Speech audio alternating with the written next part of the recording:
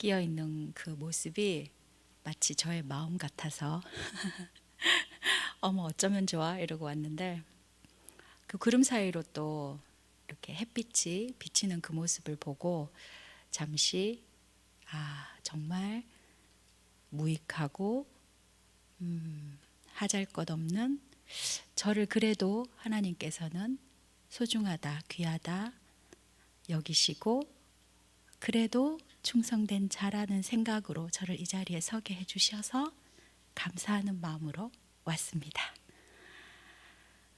토요일에 있는 바울전도대 마을전도를 기대하며 우리 오늘도 즐겁게 그리고 주님을 생각하며 찬양하겠습니다.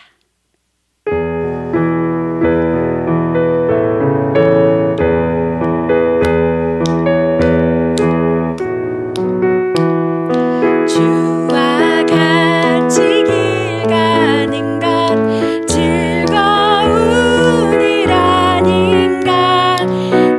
우리 주님 걸어가신 발자취를 밟겠네. 주와 같이 길 가는 것 즐거운 일 아닌가.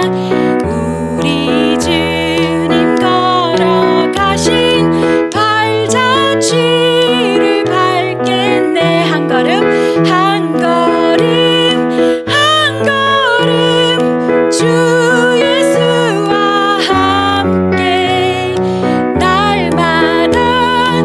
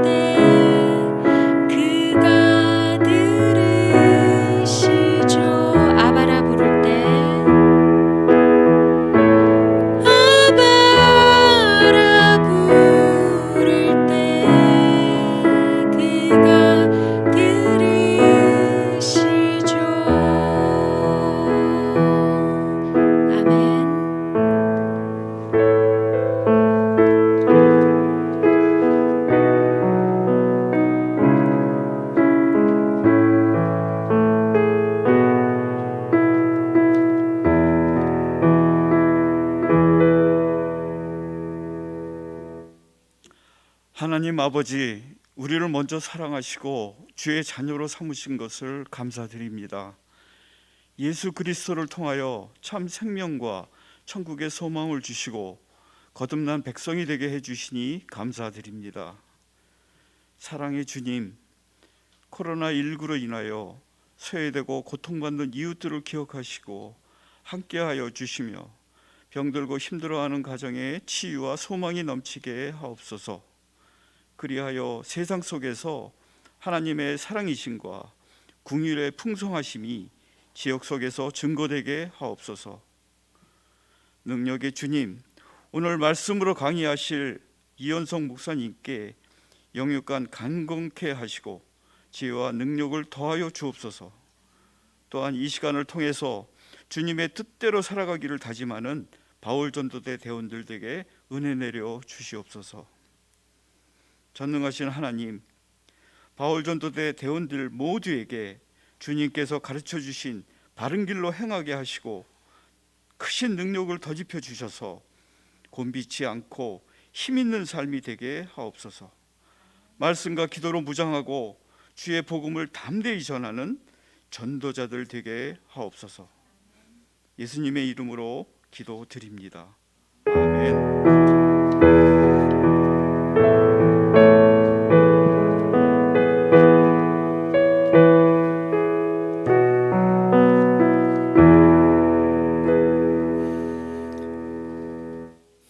반갑습니다.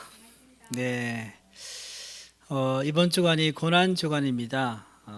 예수님의 그 십자가를 깊이 묵상하는 시간입니다. 우리가 복음을 전할 때 가장 중심되는 메시지가 예수님의 그 십자가이고 부활입니다. 그래서 이번 고난 주간을 보내시면서 그 크신 사랑을 깊이 체험하시고 또 나가서 그리스도의 사랑과 복음을 전하는 귀한 시간 되시기를 축복합니다. 4월 3일 토요일, 이번 주 토요일이죠. 그리고 4월 4일 주일 부활절에 이제 은혜 제일교회 마을 전도가 진행됩니다. 아마 지난주에 우리 바울 전도대 대원들 중에서 한 15분이 신청을 하셔서 이제 전도 나갈 준비가 되어 있고요.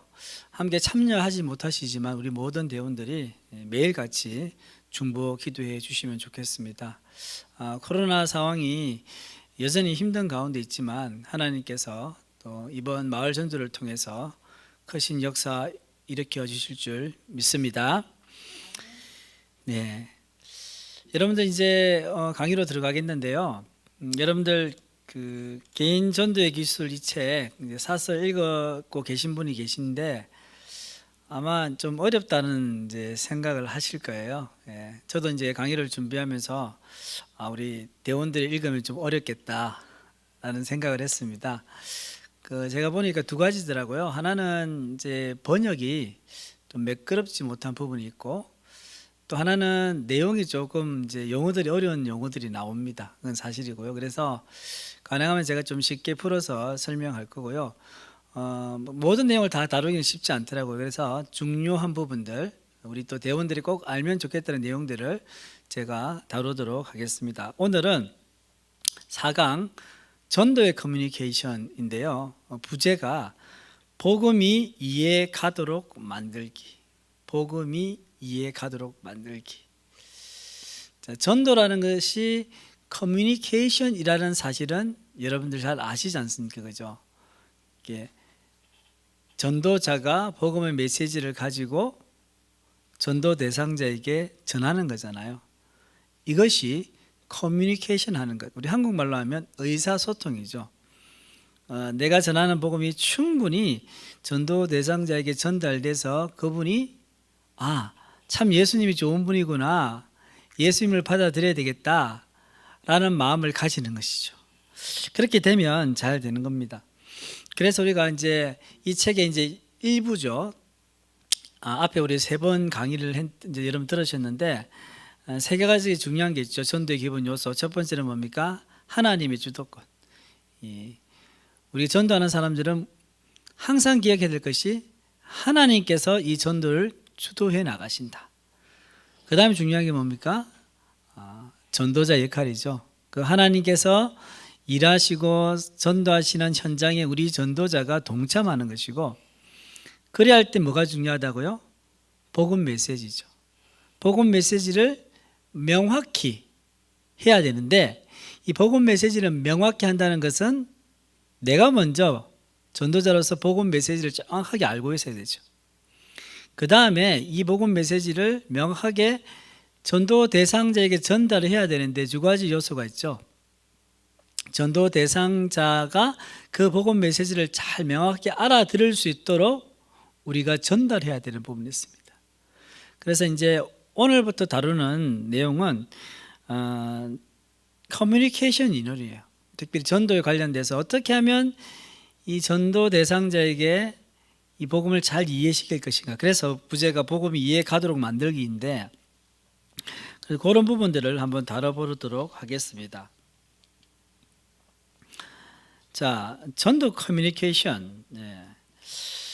지난번에 이제 도표를 여러분 보셨는데요. 복음 메시지가 전도자로부터 시작이 되죠. 그러니까 여러분들 순수한 메시지, 순수한 복음은 없어요. 복음이 없다는 말보다는 순수한 복음을 우리가 전하길 수가 없는 거예요.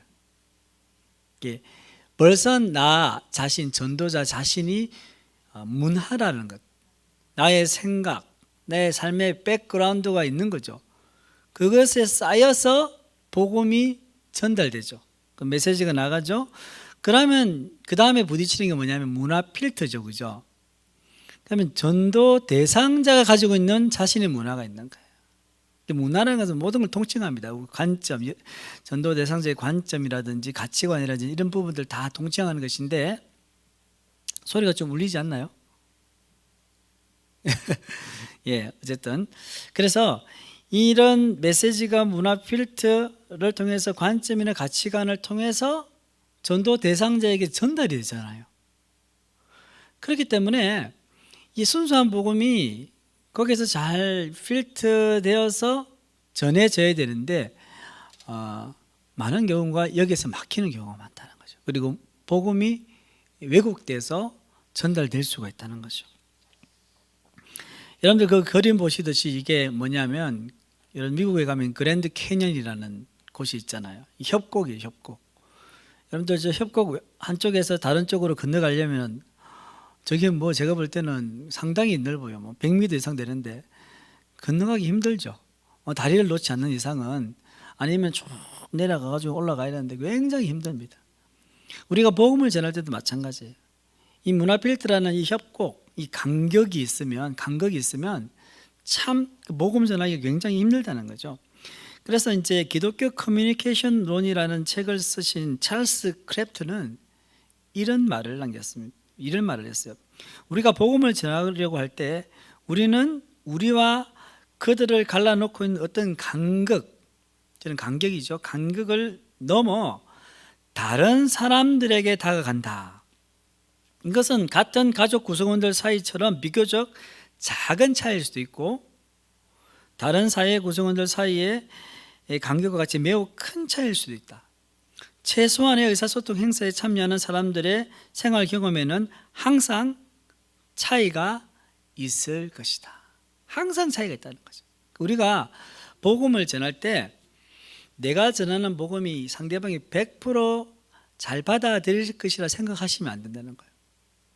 그거는 거의 힘들어요. 100% 받아요.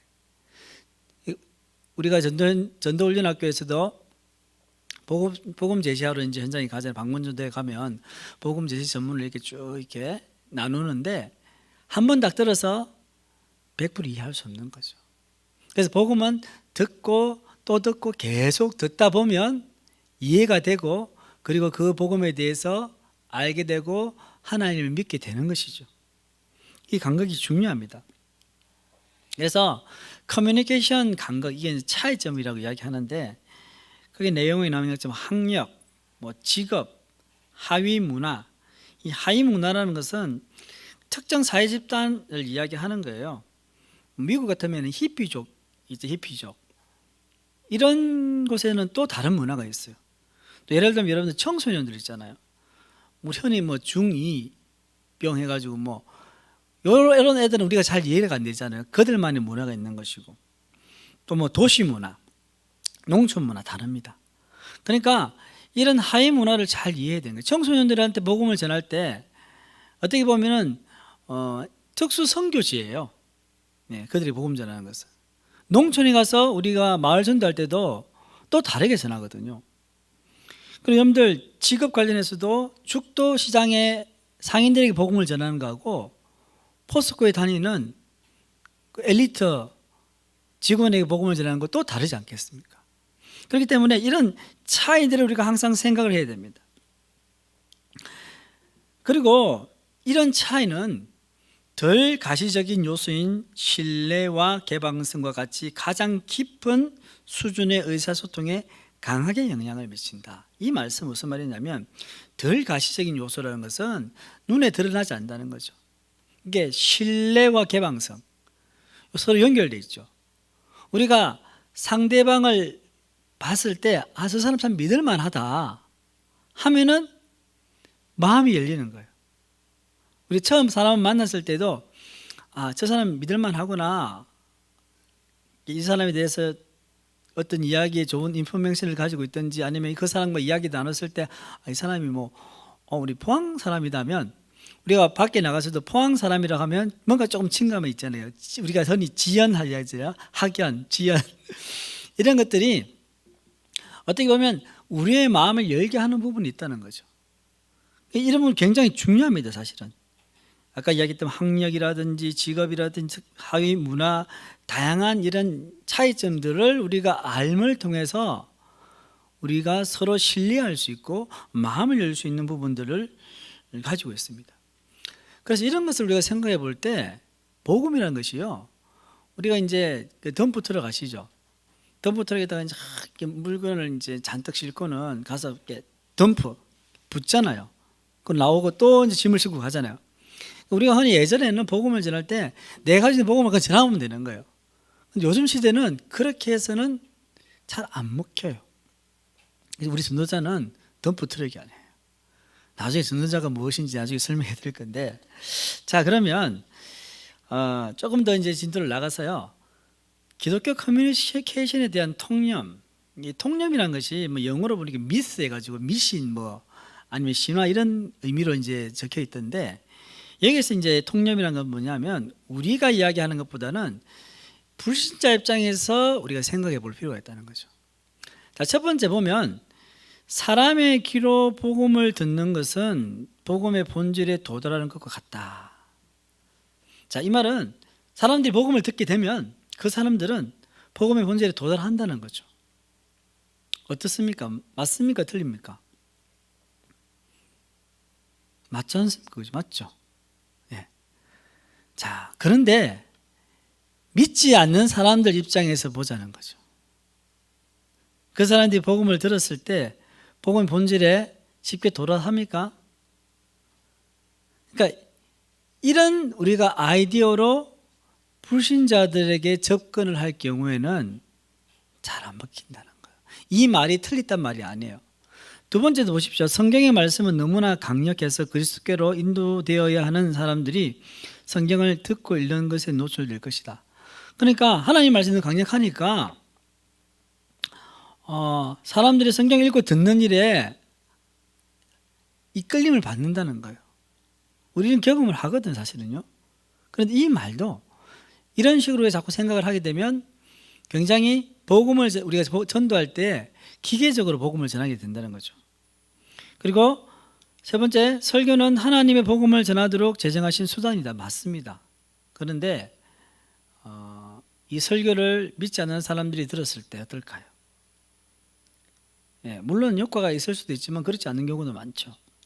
그리고 효과적인 의사소통의 열쇠는 메시지의 정확한 공식화이다. 공식화. 공식화는 뭡니까? 뭐 쉽게 말하면 우리가 복음 전도훈련학교에서 우리가 배우는 복음 제시 전문 같은 경우, 약간 공식 비슷하잖아요. 그리고 순수가 딱 논리적으로 정리되잖아요. 이것도 사실 전도 현장에서는 우리가 전도해보지만 딱딱 맞지 않을 때도 많아요. 중간에 질문을 던지고요. 그러다 보면 우리가 막 헤매기도 하고. 그래서 여기서 강조하고 싶은 내용이 뭐냐면요, 이 기독교 커뮤니케이션에서 우리가 지금까지 가져왔던 이렇게 하면 된다 라는, 이렇게 전하면 되고 이것이 진리다라는 것들이 전도 대상자들에게, 요즘을 살아가는 전도 대상자들에게는 통하지 않는 경우가 많다는 거예요. 이런 부분들을 우리가 가지고 있지만 전도할 때는요, 이걸 강조해서는 안 되는 거예요. 자, 그래서 전도 커뮤니케이션의 스타일이 이제 세 가지가 있는데요. 자기중심적 커뮤니케이션이 있어요. 우리 전도를 하는데 이 자기중심적 그 전도 커뮤니케이션은요, 이 자신에게 초점이 맞춰져 있는 거예요. 그러니까 이렇게 하다 보니까 어떤 마음이 앞섰냐면 내가 이제 주도하려는 그런 의식이 은근히 있는 거예요. 그러다 보면 내가 어떻게 잘했나 못했나 이런 부분에 초점이 맞춰지는 거예요. 실수하지 않았나? 그러다 보면 전도가 잘 이루어지지 않다는 거죠. 그래서 이럴 때 우리가 항상 복음을 전할 때는 성령 하나님께 의지할 필요가 있는 거죠. 두 번째는 메시지 중심의 커뮤니케이션이에요. 복음에 초점을 맞추는 거예요. 좋은 거죠. 이 복음을 저 전도 대상자에게 잘 전해야 되겠다라고 생각하면 복음에 집중해서 전하는데, 여기에서 뭐가 빠지냐면 서로 전도 대상자와의 어떤 상방 간의 소통이 약간 결여되는 거예요.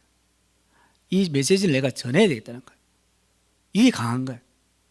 이 사람이 이 메시지에 대해서 어떻게 생각할지에 대해서는 크게 많이 생각하지 않고 이걸 내가 복음을 전해야 되겠다는 데 강조점을 두다 보니까 독백이 될 수 있는 거예요. 나만 이야기하는 거예요. 그러다 보면 이 전도 커뮤니케이션이 잘 안 이루어질 수 있다는 거죠. 세 번째는 타인 중심적 커뮤니케이션인데 이 부분은 전도 대상자를 이해하는 데 초점을 맞추는 거예요.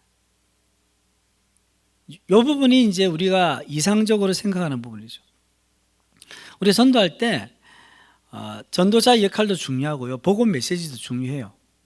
그런데 이 전도 대상자를 내가 어떻게 알고 있느냐, 그 사람에 대해서 얼마나 많이 알고 있느냐에 따라서 우리의 복음은 다르게 전달될 수 있다는 부분이 있는 거죠. 그래서 이때 우리가 생각해야 될 부분이 뭐냐면요, 언어라는 부분들, 우리가 이제 어떤 언어를 써야 될 것인지 전도할 때, 그게 교재에 보면은 이제 좀 이런 표현들, 이제 개인이 자기 행위의 옳고 그름이나 규범 따위를 판단하는 표준의 삶의 기준, 이게 뭐냐면 준거 기준인데, 그러니까 사람들마다 자신이 행동하는 근거 기준이 있어요. 그러니까 우리 같은 한국 사람인데도 어떤 행동을 어떤 조건에서 행동하는 게 좀 달라요. 보면 그 사람들이 살아왔던 가정 배경이 있는 거예요. 예. 그거에 따라서 다르게 행동하는 거예요. 그런 것도 알아야 된다는 거예요. 그리고 생활 상황이라든지 어떤 사회 계층인지, 어떤 가치를 가지고 있는지, 그 전도 대상자를 존중하는 태도를 가지고 접근해야 된다는 거죠. 그래서 우리는 이제 타인 중심적인 커뮤니케이션 스타일을 가지고 복음을 전해야 됩니다. 물론 우리가 자기 중심적, 메시지 중심적인 부분도 필요합니다. 내가 열심히 이제 역할을 감당하고 메시지에 초점을 맞추지만 그 두 가지가 결국은 타인 중심적인 전도를 하기 위한 토대가 되어야 된다는 거죠. 자, 그래서 이제 언어적, 비언어적 커뮤니케이션에 대한 부분이 중요하게 내도되는 게 뭐냐면, 내가 복음을 전할 때 복음 메시지에 강조를 주면 뭐가 강조되면 그 언어적인 부분이 강조되잖아요. 그런데 여러분들 이 커뮤니케이션 할 때 언어적인 부분과 비언어적인 부분을 우리가 살펴볼 수 있는데, 언어적인 부분은요, 커뮤니케이션 소통의 7%밖에 영향을 안 끼쳐요. 그런데 비언어적인 부분은 93%예요. 그건 이야기하잖아요. 뭐 서로가 싸웠는데 우리 큰아들하고 작은아들이 가끔 싸우면 이제 형이 동생한테 잘못했어요. 그러면 이제 부모로서 뭐라고 이야기합니까? 네가 잘못했으니 동생한테 미안하게 해라 하면 큰아이가 뭐라고 하냐, 미안해? 이렇게 얘기해요. 미안해? 그러면 동생은 되게 화가 나는 거예요. 미안해 했는데, 그죠? 분명 말했는데 모습은 장난치는 거예요. 그죠? 사랑한다는 표현할 때 그렇잖아요. 사랑한다는 표현할 때도 우리가 그냥 말만 사랑한다는 말이 아니라 우리의 얼굴 표정, 눈빛, 이것이 다 합쳐져서 사랑이 표현되는 거거든요. 그러니까 복음을 전할 때도 예수 그리스도의 메시지가 굉장히 중요하지만 상대방에게 전달되게 하는 것은 7%라는 거예요. 그럼 그 예수님이 우리를 구원하셨고 하나님의 사랑이라는 것을 우리가 전달할 때 97%의 비언어적인 요소가 필요한 거예요. 예를 들면 말의 톤, 쫙 알아서 이야기할 수도 있고, 남자가 여자에게 사랑을 걸릴 때 수희씨 사랑합니다 이렇게 하는 거고, 아니면 장난스럽게 하는 거하고 완전히 다른 거예요. 그리고 목소리 크기도 그렇고요. 그리고 얼굴 표정, 사랑한다고 하면서 사랑해 이렇게 하면 그것도 어필이 안 되는 거예요.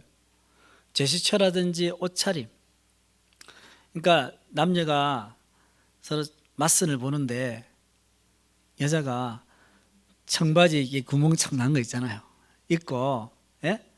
선보는 자리에 옷도 대충 이렇게 잠바를 걸치고 나오면 그 뭐를 이야기합니까? 별로네. 오늘 선에 대해서 상대방에 대해서 예의를 안 갖추는 거죠. 나는 별로 선 보기도 싫은데 억지로 나왔다 이 말이거든요. 그리고 뭐 거리라든지 이 거리를 두고 있는 관계 있잖아요. 사람들이 친한 사람들은 어떻게 해요? 만나면 서로 얼싸 안아요, 그죠? 저도 교회에서 이렇게 안내하다 보면 오랜만에 성도님들끼리 서로 만나잖아요. 좋아가지고 막 안고 악수해요. 그런데 잘 모르는 사람들은 인사도 안 해요. 어떤 사람들은 지나가면서 이런 이야기예요. 우리 교회는 정말 하면서 욕을 하는데 내가 인사하는데 인사를 안 받아준다는 거예요. 그러니까 자기는 인사를 했어요. 그런데 그 사람은 그냥 쌩까고 간 거예요. 그러니까 이 커뮤니케이션의 거리가 있는 거예요. 그래서 이런 비언어적인 부분들이 굉장히 이 전도 커뮤니케이션의 중요한 역할을 하고 있다는 것을 우리가 생각해 볼 필요가 있습니다. 자, 그런 의미에 좀 이제 우리 성서적으로 좀 들어가 보면 결국 우리가 지금 이야기하는 타인 중심적인 그 전도 스타일, 커뮤니케이션 스타일하고 연결되는 게 뭐냐? 성육신적 커뮤니케이션이에요. 하나님의 방식으로 소통하는 것인데 이 성육신적인 그 커뮤니케이션의 특징을 보면 첫 번째는 사랑하기예요. 사랑은 사랑인데 어떤 사랑이냐? 수용자 지향적. 이런 단어가 사실 이제 어려운데 수용자라는 것은 내가 받는 사람이잖아요, 그죠? 수용자 지향적이라는 것은 수용자 중심적으로 내가 사랑하는 거예요. 상대방의 입장에서 내가 사랑을 표현하는 거예요. 그러니까 우리가 뭐 요즘 뭐 뉴스에 안 좋은 뉴스 중에 하나가 데이트 폭행 이런 거 있잖아요. 그러니까 그 상대방에 대해서 좋아하는 마음은 괜찮은데 자기 입장에서 좋아하는 것을 표현하고 사랑하는 거예요. 나는 상대방은 그만큼 원치를 않았는데 이만큼 요구하면서 사랑을 표현하는 거예요. 그렇게 되면 사랑이 이루어질 수 없죠. 예수님께서 성육신 하셨다는 것은 하나님이신데 이 땅에 오셔서 인간이 되셨어요. 인간이 되셔서 어떻게 하셨습니까? 우리의 언어도 인간의 언어도 배우시고 관습도 따르시고 또 그들과 함께 마음을 다해서 함께 사시고 인간이 받았던 상처도 받으시면서 사셨다는 거예요. 그래서 그런 사랑으로 우리에게 오셔서는 인간들에게 복음을 전하시는데 하나님이 너희를 사랑하시니 그걸 받아라 일방적으로 이야기하신 것이 아니고요. 그들의 입장에서 복음을 받아들일 수 있도록 하셨죠. 그게 뭡니까? 십자가죠, 십자가. 그래서 예수님께서는 성육신의 이 놀라우신 역사와 십자가의 죽으심으로 우리 수용자 중심으로 사랑하셨다는 거죠. 불편함을 감수하셨고요. 그리고 인간이 가지고 있는 모든 어려움을 다 당하시면서 하셨습니다. 두 번째는 인격적 관계로 대하기입니다. 예수님께서는 이제 사랑하기와 연결되어 있죠. 인격적으로 대하셨어요. 하나님이셨지만은 철저히 인간이 되셔서 제자들과 함께 3년 동안 생활하셨고 많은 사람들에게 다가가셨어요. 그리고 인격적으로 그들과 관계를 맺어주셨어요. 그래서 이렇게 사랑하고 인격적인 관계로 예수님께서 이 세상에 살아가시면서 복음을 전하셨기 때문에 결국은 예수님께서 십자가에서 달려 죽으시고 부활하신 이후에 많은 사람들이 예수님을 따르게 되었죠. 그리고 초대교회가 시작되었습니다. 그래서 복음 메시지로 강력한 영향을 미치기가 가능했습니다. 전도 커뮤니케이션이라는 것은 바로 이런 것입니다. 우리가 단지 메시지로만 복음 메시지로만 우리가 어떤 것을 하려고 하는 것이 아니라 그 메시지가 가지고 있는 것을 우리의 삶으로 녹여내서 삶으로 보여줘야 된다는 거죠. 그게 예수님께서 하신 일이거든요. 그럴 때 그 모습을 보고 많은 사람들이 예수님을 따랐고요. 또한 그 모습을 보고 믿지 않는 사람들이 예수님을 믿게 되는 것입니다. 그러니까 우리의 사실 목표는 바로 이거예요. 자, 전도에 있어서 이제 커뮤니케이션인데, 그러면 이제 지금까지 어떻게 우리 복음을 전했는지 봅시다. 첫 번째는 자, 선포입니다. 선포. 예수님께서도 선포하셨어요. 네. 회개하라, 천국이 가까이 왔느니라. 그런데 여기 보면 예수 천당 불신 지옥.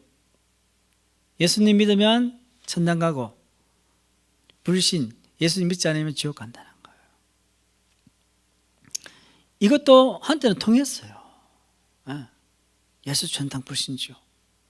능력 전도죠. 자, 그런데 이것은 지금 이 시대에 와서는 조금 어려움이 있습니다. 요즘도 가끔 있는 것 같고, 예전에도 뭐 길거리에서 이제 십자가 들고 이렇게 조끼 딱 입으시고 예수 천당 불신 지옥 해가지고는 막 소리를 지르셔요. 예. 그리고 뭐 예전에 서울에 제가 살 때도 지하철에 타고 가다 보면 한 번씩 그냥 와서는 혼자서 그냥 쫙 하시고 가셔. 복음을 전하셔요. 근데 대단하시다. 복음 열정이 대단하시, 그런 마음도 있으면서 한편으로는 약간 이제 불편한 마음도 있는 거예요. 대부분의 사람들은 그 이야기를 불편할 건데 라는 생각이 든다는 거죠. 그래서 그들의 눈높이에 맞춘 상황에서 우리가 복음을 선포하는 것은 괜찮지만, 그들의 눈높이를 맞추지 못하고 일방적으로 복음을 전하는 것은 맞지 않다는 거죠. 그리고 메시지 포장인데요. 우리가 이제 사실 그런 이야기 했잖아요. 복음이라는 순수한 복음이었고, 나라는 것을 통해서 문화, 내가 가지고 있는 문화 배경을 통해서 이게 복음이 전달되는 거죠. 상대방은 그것을 자기의 입장에서도 받아들이는 거죠. 근데 과거에는 이 방식으로 이제 메시지를 포장했을 경우에 어떻게 될까요? 뭐 이런 거와 비슷합니다, 여러분들. 검은 봉지에다가 여러분들 주로 시장에 가면 검은 봉지에다가 물건을 담아줍니다. 예. 저도 가끔씩 아내하고 같이 죽도시장에 이제 걸어서 가서 하면 뭐 야채든 뭐 아니면 고기든 대부분 다 뭐 생선이든 검은 봉지에 싸줘요. 그러면 다 넣어요. 그런데 정말로 귀한 선물, 귀한 거면 어디다 담아줍니까? 선물 상자. 예. 요즘 좀 고급지고 이런 거는요, 아주 포장이 대단합니다. 대단해요. 예. 포장지를 버리기가 아까워요. 예. 이 말은 무슨 말이냐? 좋은 포장지라는 의미가요, 지금 이 시대를 살아가는 사람들이 받을 만한 포장을 해서 복음을 넣어줘야 된다는 거죠. 그런데 우리가 지금 전하는 방식은 요즘 사람들이 좋아하는 방식이라는 거예요. 예수 천당 불신종 이런 스타일로 하면은 아무리 예수 천당이라도 받기 싫은 거예요. 예. 검은 봉지에서 주니까. 예. 그리고 요즘은 디자인이 굉장히 중요합니다. 디자인이. 여러분 현대 기아 자동차 이렇게 보면 사실 그 엔진은 똑같은 거 쓰거든요. 엔진 똑같은 거 써요. 근데 디자인이 달라요. 그리고 기능이 좀 다르고. 그러니까 사람들이 사실 차 성능은 다 비슷하다고 생각하는데 자기가 마음에 드는 디자인을 보고 구매를 하거든요. 감성이 중요한 시대죠. 그렇기 때문에 이런 눈높이에 맞춰서 우리가 복음을 전해야 되는 거죠. 자, 세 번째는 신뢰 쌓기입니다. 이 신뢰 쌓기는 이제 연결되는 거, 메시지 포장과 연결됩니다. 전도자가 결국은 뭐가 됩니까? 메시지 포장지가 되는 거예요. 제가 지난주에 그런 이야기 했죠. 미디어가 메시지다. 그죠? 미디어가 메시지다. 그러니까 요즘 사람들은 그 안에 있는 내용보다 밖에 있는 것을 더 관심 가진다는 거예요. 그게 시대라는 거예요. 그러니까 우리가 믿고 있는 예수님이 우리는 좋아요. 우리는 경험했기 때문에. 그러니까 교회에서 생활하는 게 너무 좋은데 안 믿는 사람들이 예수님에 대해서, 교회에 대해서, 복음에 대해서 모르거든요. 그런데 그걸 받으려면 그 사람들이 받을 만한 포장을 해야 된다. 그 포장재가 바로 나, 전도자인 나라는 거예요. 그러니까 사람들은 나를 보고 누굴 봐요? 예수님에 대해서 판단을 하는 거예요. 그게 지금 우리 시대의 정신이에요. 코로나 사태에서 교회가 좀 잘못된 행동들 좀 했잖아요. 모든 교회가 그렇지 않지만 일부 교회가, 일부 목회자가 했는데 그것은 매스미디어를 통해서 엄청나게 증폭되어서는요, 마치 모든 교회가 그런 것처럼 사람들은 이미 판단한다는 거예요. 그렇기 때문에 우리가 스스로 우리는 아닌데, 나는 아닌데 라고 이야기할 수가 없는 거예요. 그렇기 때문에 나 스스로가 믿지 않는 자들에게, 불신자들에게 좋은 복음의 포장지가 될 수 있도록 애를 써야 돼요. 결국 그건 뭡니까? 늘 강조하잖아요. 우리의 삶이라는 거죠. 그래서 여기서 신뢰사기에서 우리가 대두되는 부분이 뭐냐면요, 고정관념이라는 게 대두돼요. 고정관념. 여러분들 고정관념 하면 어떻습니까? 딱 그 사람 하면 생각나는 거예요. 예수 믿는 사람 하면은 참 사랑이 많다. 예수 믿는 사람이면 정직하다. 예수 믿는 사람이면 신뢰할 만하다. 이런 고정관념이 딱 있는 사람들은요, 예수 믿는 사람 만나면 좋은 거예요. 근데 반대로 예수 믿는 사람들은 말이 많다. 예수 믿는 사람은 독선적이다. 예수 믿는 사람들은 위선적이다. 욕심이 많다. 라고 고정관념이 바뀌어 있으면요, 굉장히 힘든 거예요. 그러니까 저도 우리 저갓집 식구들 이렇게 이제 전도함에 있어서 지금은 많이 그런 것들이 이제 없어졌지만 우리 아내가 그런 이야기 한대요. 그러니까 장인어른 이야기하면 주변에 믿는 사람들의 또 좋지 못한 행동들 있잖아요. 그걸 되게 마음에 상처 입은 것들이 그냥 평생 고정관념으로 남아 있는 거예요. 그러니까 예수님에 대해서 모르니까 예수님 믿는 사람 보고 판단한다는 거예요. 그게 고정관념으로 딱 자리 잡고 있어서 그것이 복음이 들어오지 못하도록 탁 막고 있는 거예요. 이걸 깨려면 어떻게 합니까? 신뢰를 쌓아야 되는 거예요. 믿지 않는 사람들과 관계를 지속적으로 가지는 굉장히 중요한 것이 뭐냐면, 전도하려면 계속 좋은 관계를 맺어 나가야 되는 거예요. 혹 신뢰관계가 깨졌다면 신뢰관계를 구축해 나가야 된다는 거죠. 많은 시간과 노력이 필요합니다. 우리가 사랑하고 섬겨야 됩니다. 자, 그렇다면 이제 우리가 이제 인간의 행동을 납득시키는 이 이제 부분에서 뭘 이야기하려고 하느냐면요, 결국 전도 커뮤니케이션을 통해서 예수님을 믿어야 되잖아요. 예수님 믿는 것 자체가 뭡니까? 인간이 행동하는 거예요. 결단하고 행동으로 옮기는 거거든요. 그러려면 납득을 시켜야 된다는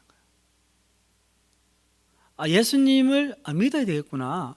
납득을 시켜야 되는데, 이 납득을 시키기 위해서는 이제 인간에 대해 좀 알 필요가 있는데요. 여기에서는 그 전도를 위한 영적 원리들인데, 어떤 인간에 대한 영적 원리가 있는지, 그리고 목적으로서 인간 행동 교정하기, 이 말 자체가 좀 표현이 어려운데요, 제가 한번 설명해 드리도록 할게요.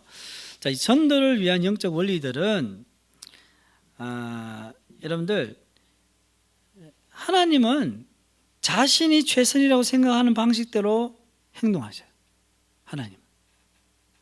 하나님은 자신이 최선이라고 생각하는 방식대로 행동하는데, 그리고 사람은 자신이 납득하는 방식으로 행동한다. 그러니까 인간은 자기가 이해가 돼야 돼요. 이해되지 않으면 거부하고 아니면 보류합니다.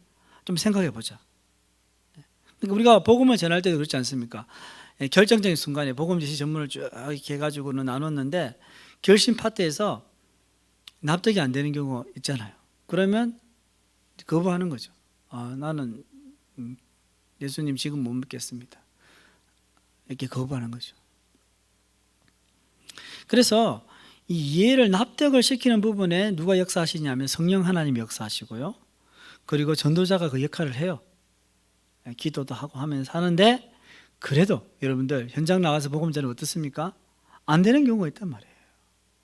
여전히 장애물이 있다는 거죠. 그래서 이 원리가 중요한데요. 전도 대상자가 이 복음의 내용을 잘 납득하게 해야 된다는 거예요. 그런데 이거는 논리적인 부분뿐만 아니라 아까 말씀드린 것처럼 그 사람이 가지고 있는 고정관념이라든지 삶의 배경이 함께 영향을 미치고 시대적인 그런 가치관과 함께 영향을 미친다는 사실을 우리가 기억해야 됩니다. 그리고 두 번째는 모든 사람의 행동에는 목적이 있다는 거예요. 인간은 목적 지향적으로 살아갑니다. 사람이 목적을 잃으면 삶의 의미를 찾지 못하고, 그래서 이렇게 세상을 등지는 사람들이 있지 않습니까? 그래서 모든 사람의 행동에는 목적이 있는데, 전도를 잘하기 위해서는 먼저 이제 하나님을 우리가 알아야 되겠죠. 그리고 전도 대상자에 대해서 알아야 되는 거예요. 하나님에 대해서 잘 알고 복음에 대해서 잘 알고 그것을 전도 대상자에게 전해야 되는데, 그러면 전도 대상자가 어떤 목적 의식을 가지고 있는지 알아야 된다는 거예요. 과거에 주로 전도했던 방식이 뭐냐면 이 복음에 굉장히 관심을 많이 가졌어요. 이 복음을 어떻게 잘 전할 것인가. 지금은 흐름이 뭐냐? 전도에 있어서 전도 대상자가 어떤 상황이냐. 복음을 전하긴 전해야 되는데 어떤 상황이기 때문에 이 복음을 이렇게 전해야 돼. 이게 관심이 있는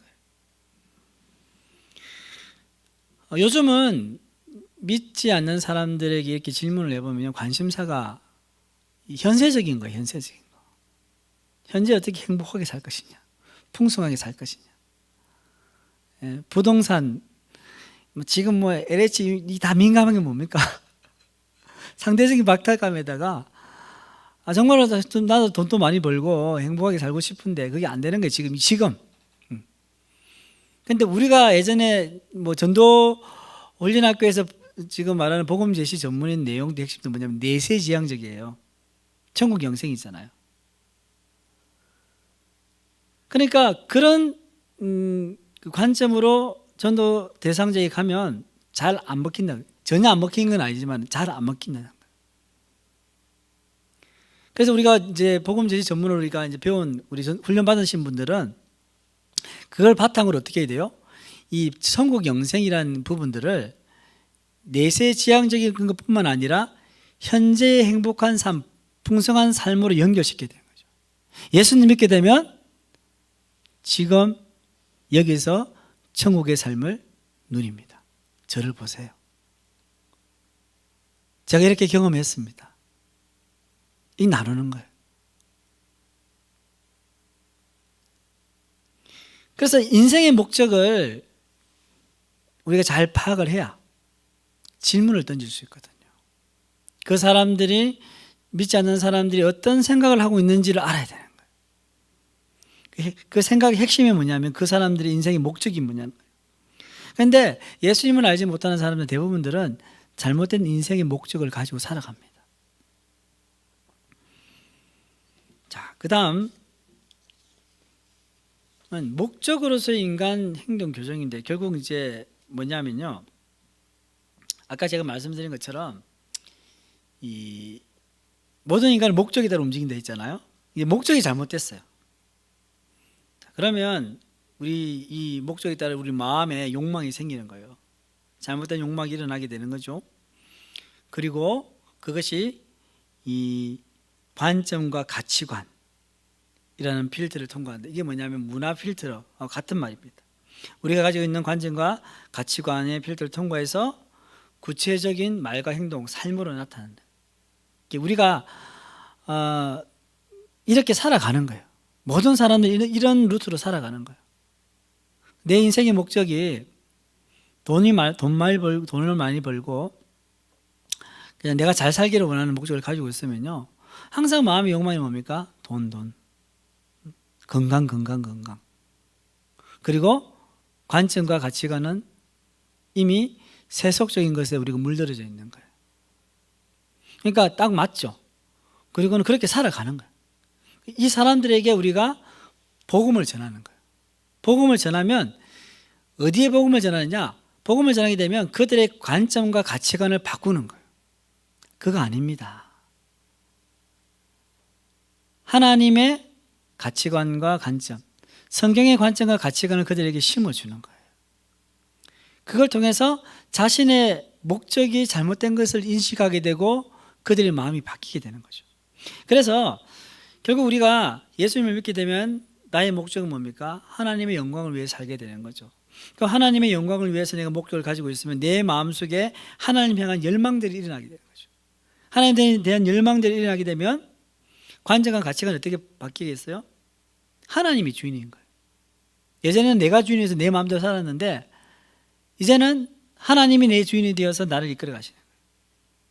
그리고 말과 행동과 말은 어떻게 됩니까? 하나님 나라를 위해서 나 자신을 헌신하는 삶을 살아가게 된다는 거죠. 결국 복음이 인간의 행동을 교정하는, 목적을 바꾸는 겁니다. 자, 그래서 관점과 가치관 필터라고 이야기했는데 이 부분은 보시면 불신자들이 우리가 전하는 복음 메시지를 받아들이는 방식은요, 언어적이든 비언어적이든 상관없이 변해왔습니다. 특별히 우리가 지금 살아가는 시대를 포스트 모던 시대라고 하는데요, 포스트 모던 시대를 살아가는 사람들은요, 복음 메시지를 결코 언어적으로만 받아들이지 않습니다. 아까 말씀드렸죠.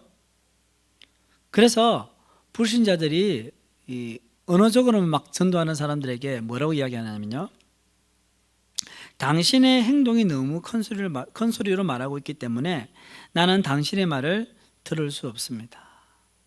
이게 무슨 말입니까? 당신의 행동이 너무 큰 소리로 예수 믿어도 별 수 없구나. 예수님 믿어도 뭐 그저 그래 라고 이야기를 행동으로, 삶으로 보여주면서 교회 가자, 예수 믿으면 참 좋다 라고 이야기하니 내가 어떻게 믿을 수 있느냐 라는 것입니다. 그래서 우리가 하나님을 사랑한다 라는 말도 중요하지만 그 말보다 하나님이 우리를 사랑하시는 것을 내가 보여주는 것, 그리고 결정적일 때 하나님께서 당신을 사랑하십니다 라고 이야기하는 것이 더 효과적이라는 거죠. 그래서 요즘은 우리가 말을 많이 하기보다는, 아까도 보셨죠? 커뮤니케이션 할 때 언어적인 부분 7%죠, 그죠? 93%는 비언어적인 거예요. 말은 진짜 아껴두고 행동, 비언어적인 부분을 가지고 우리 믿지 않는 사람들, 가족이든 그리고 친구들 섬기는 거예요. 쉽지 않잖아요.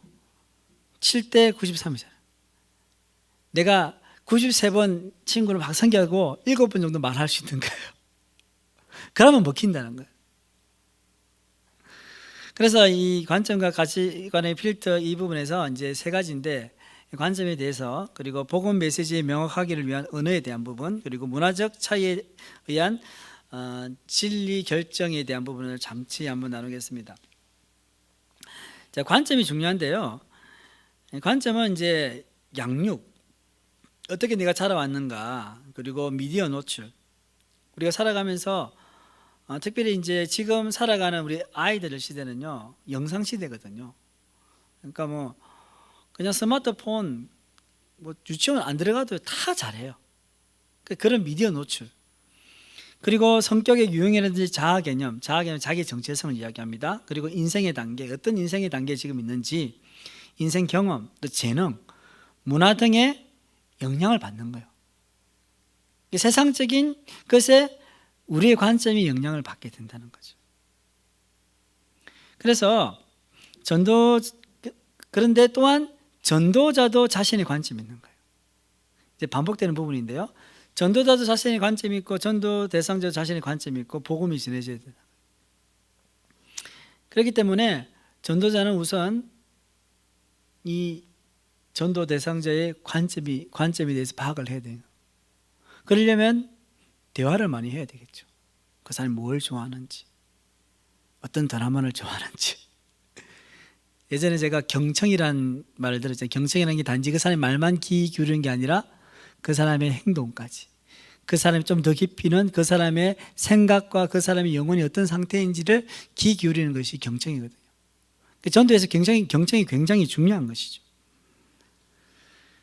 그래서 그러한 것을 우리가 잘 파악을 하고 이제 질문을 던질 수 있는 거죠. 삶에 대한 질문들을 던지는 거죠. 종교적인 배경에 대해서, 그리고 가치관의 세계관에 대해서, 관심에 대해서, 또 특히 교회에 대해서 어떻게 생각하고 있는지에 대해서 이렇게 물어보는 거죠. 그러면서 그 사람에 대한 관점을 우리가 파악을 해야 된다는 거죠. 그럼 복음 메시지 명확화를 위한 언어인데, 아까 명확화라는 게 제가 설명드렸죠. 이 명확화라는 것은 복음 메시지가 내가 전도자가 명확하게 알아야 되는 것이고, 두 번째는 전도 대상자가 어떻게 명확하게 그것을 받아들일 것인가에 대한 부분이에요. 그 부분에 있어서 언어가 중요하다는 거죠. 언어적 커뮤니케이션이 7%이지만 이 부분도 굉장히 중요한 게 뭐냐면, 우리가 복음을 전할 때 그들이 잘 알지 못하는 말을 쓸 때가 있거든요. 론 허치 크래프라는 분이 이런 말을 했어요. 많은 사람이 그리스도를 거부하는 것이 아니라 우리의 용어를 거부하고 있다. 그들은 우리가 무슨 말을 하고 있는지 알지 못한다. 우리가 복음을 전할 때, 아니면 어떤 복음에 대한 기독 교회에 대한 내용을 전할 때 우리는 나름 쉽게 이야기한다고 하지만 교회에 대해 잘 모르는 사람들은, 예수님이 잘 모르는 사람들은 잘 이해를 못한다는 거죠. 그래서 가끔 좀 친한 분이라면 질문을 볼 필요가 있어요. 너는 하나님에 대해서 어떻게 생각하니? 혹시 하나님을 믿니? 부터 시작했어요. 그리고 예수님은 또 역사적인 인물이니까 예수님에 대해서 들어봤니? 네가 생각하는 예수님이 어떤 분이니? 뭐 이런 식으로. 교회에 대한 부분도 좋고요. 그리고 흔히 이제 십자가, 부활, 이런 부분 질문을 던지면서 상대방이 그것에 대해서 어떻게 생각하는지에 대해서 이야기하면서 우리가 조금씩 수정해 주는 식으로 대화를 이어나가는 것도 전도에 도움이 됩니다. 그러니까 우리가 뭐 단번에 풀 복음을 모든 처음부터 끝까지 복음을 다 전하기보다는 어떤 대화 가운데 복음의 한 부분들을 이렇게 가지고 서로 대화 나누면서 복음을 전하는 것도 좋죠. 그래서 전도훈련학교를 수료하신 분들은요, 복음시 전문이 필요 없는 게 아니에요. 굉장히 도움이 되는 거죠. 그것을 내가 잘 가지고 그것을 내가 이렇게 저렇게 써먹을 수 있는 거예요. 죄에 대한 부분들도. 너는 죄에 대해서 어떻게 생각하니? 하면서 질문을 하면서 서로 이야기를 나누는 거죠. 내 생각을 나누는 거예요. 이게 요즘 커뮤니케이션은 일방적으로 이걸 믿어라 푸시하는 게 아니라 나는 이렇게 생각한다. 너는 어떻게 생각하니? 이렇게 이제 우리가 전도 방식을 바꿔야 된다는 거죠. 그리고 세 번째는 문화적 차이에 의한 진리 결정인데요. 이 부분은 뭐 간단하게 제가 설명해 드릴게요. 여러분들 모더니즘, 이게 현대주의를 하는데요. 사실 뭐 20, 30년 전만 해도 이런 현대주의적 영향이 강했어요. 그러면 지금은 그 포스트 모더니즘, 후기 현대주의라죠. 강해요. 그래서 미국이 우리보다 훨씬 좀 그런 쪽으로 빨리 지금 앞서 나가고 있는데요. 발전하고 있는데 우리는 이제 유럽이나 미국 이런 쪽을 이제 따라가고 있는 거거든요. 문화적인 측면에서. 그래서 이제 모더니즘, 현대주의 쪽은 이성적, 반추적 생각을 하는 거예요. 이 논리적인가? 그런 걸 통해서 어떤 것을 내가 결정하는 거예요. 이성적으로 논리적으로 맞으면 이건 진리다. 이건 맞는 것이다. 그리고 실용적인 면이고 직관적으로 생각을 하는 거예요. 그런데 포스트 모더니즘, 우리가 지금 살아가는 좀 흐름이 이제 강한데 직관이 중요해요. 직관적이다. 이 직관이라는 것은 이 이성적과 좀 반대의 개념이에요. 어떤 감성이 중요하고요. 어떤 경험과 관계가 중요합니다. 그러니까 머리로 생각하기보다는 마음으로 느끼는 걸 중요하게 생각하는 거예요. 그러니까 복음을 전할 때 요즘 그 시대를 보면 우리 믿지 않는 사람들이 교회에 대해서 그렇게 비난하는 게 뭡니까? 그들이 그렇게 느껴진다는 거예요. 논리적으로 생각하면 어떻습니까? 일부 교회와 일부 목회자가 그렇게 했으면 다 그렇지는 않지. 맞잖아요. 근데 요즘은 그렇게 생각 안 하는 거예요. 뭐 중국에서도 그런 불매운동이 있고, 얼마 전에 조선구마사인가? 그 드라마도 왜 그런 일이 일어납니까? 네? 왜 그런 일이 일어나요? 사람들은 이 마음을 움직이는 거예요. 기분 나쁘면 그냥 안 되는 거예요. 그냥 광고 다 빼버리고. 우리가 살아가는 시대가 그런 거예요. 그러니까 우리가 살아가는 우리 불신자들은요, 이 시대 살아가는 불신자들은 그런 감성이 굉장히 발달되어 있기 때문에 그런 쪽으로 접근하지 않으면 복음이 안 먹힌다는 거죠. 그래서 직관적이고 그 다음에 실용적이고 이성적인 거예요. 이 문화적인 차이. 과거의 포스트 모더니즘 문화에서는 이성적이고 논리적인 게 중요했지만 지금은 오히려 직관적이고 감성적인 부분들. 그런데 여러분들 이제 이게 기억해야 될 게 뭐냐면요, 여전히 이 모더니즘적인 이성적이고 논리적인 부분도 통합니다. 전혀 안 통한다는 게 아니에요. 그런데 흐름이, 대세가 바뀌었다는 거예요.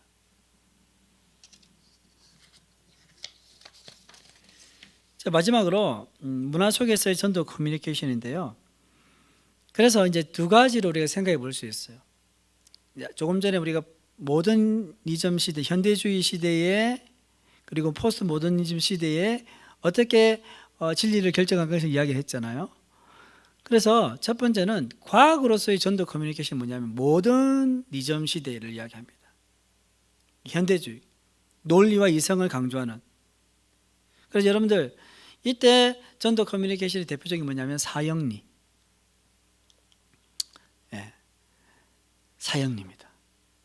여러분들 기억하실 거예요. 뭐 1원리 그랬죠. 하나님은 당신을 사랑하시며 당신을 위한 놀라운 계획을 가지고 계십니다. 1원리. 제2원리는 사람은 죄에 빠져 하나님을 떠나 있습니다. 그러므로 하나님의 사랑과 계획을 알 수 없고 또 그것을 체험할 수 없습니다. 3원리. 예수 그리스도만이 사람의 죄를 해결할 수 있는 하나님의 유일한 길입니다. 당신은 그를 통하여 당신에 대한 하나님의 사랑과 계획을 알게 되며 또 그것을 체험하게 됩니다. 마지막 4원리. 우리 각 사람은 예수 그리스도를 나의 구주, 나의 하나님으로 영접해야 합니다. 그러면 우리는 우리 각 사람에 대한 하나님의 사랑과 계획을 알게 되며 또 그것을 체험하게 됩니다. 이렇게 해서 예전에 CCC에서 대학교에 엄청나게 전도를 많이 했어요. 많은 사람들이 복음을 믿고 CCC 출신이 많잖아요. 그런데 지금은 이게 잘 안 통한다는 거예요. 지금은 어떻습니까? 이제 과거가 과학이었다면 지금은 예술로서의 전도 커뮤니케이션. 자, 예술로서의 전도 커뮤니케이션. 자, 포스트 모더니즘의 시대는요, 예술인데 전도는 예술 작품을 만드는 것 같다. 그러니까 여러분들 한 사람을 전도하기 위해서요, 가서 뭐 교회 가자, 복음을 막 전하고 예수님 믿어라,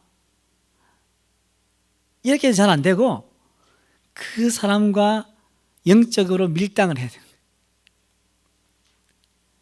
예술이기 때문에요, 그 사람을 굉장히 귀히 여기면서 그 사람의 맞춤 전도를 해야 된다는 거예요. 정성도 많이 들여야 돼요. 예술 작품 만드는데 정성 들입니까 안 들입니까? 굉장히 정성을 많이 드는 거예요. 그 사람의 생각, 느낌 존중해 줘야 되는 거예요. 예수님께서 성육신으로 오셔서 보인 모습이 뭡니까? 수용자 중심적으로 사랑하시고 인격적인 관계를 맺으셨다는 거예요. 결국은 쉽게 이야기하면 뭡니까? 내 삶을 그 한 영혼에게 바치는 거예요. 그게 예술 작품을 만드는 거거든요. 그래서 지금 시대에 우리가 전도를 한다는 것은 어떻게 보면 어려울 수도 있는데 또 어떻게 보면 제대로 된 전도를 할 수 있다는 거죠. 나도 살고 전도 대상도 살 수 있는. 그래서 지금 이제 계속 이어지는 이 개인 전도 기술이 개인 전도 이렇게 하자는 내용에서는 이 부분이 계속 강조될 겁니다, 여러분들. 우리의 전도할 때 관점을 바꿔야 되거든요. 그렇지 않으면 전도에 대한 부분들이 어려워지는 거예요. 왜 안 되지? 관점을 바꿔야 돼요. 그리고 하나님께 맡기고 내 삶을 바꾸고 계속해서 끊임없이 나를 돌아보면서 전도 대상자를 어떻게 내가 복음을 전할 것인가, 어떻게 그를 섬길 것인가. 그러면서 나도 영적으로 자라나게 되는 것입니다. 자, 그러면 이제 함께 기도하고 마무리하도록 하겠습니다. 오늘 우리가 이제 강의 배운 내용을 보면 이 변화하는 시대에 이제 복음을 전하게 되는데요. 첫 번째는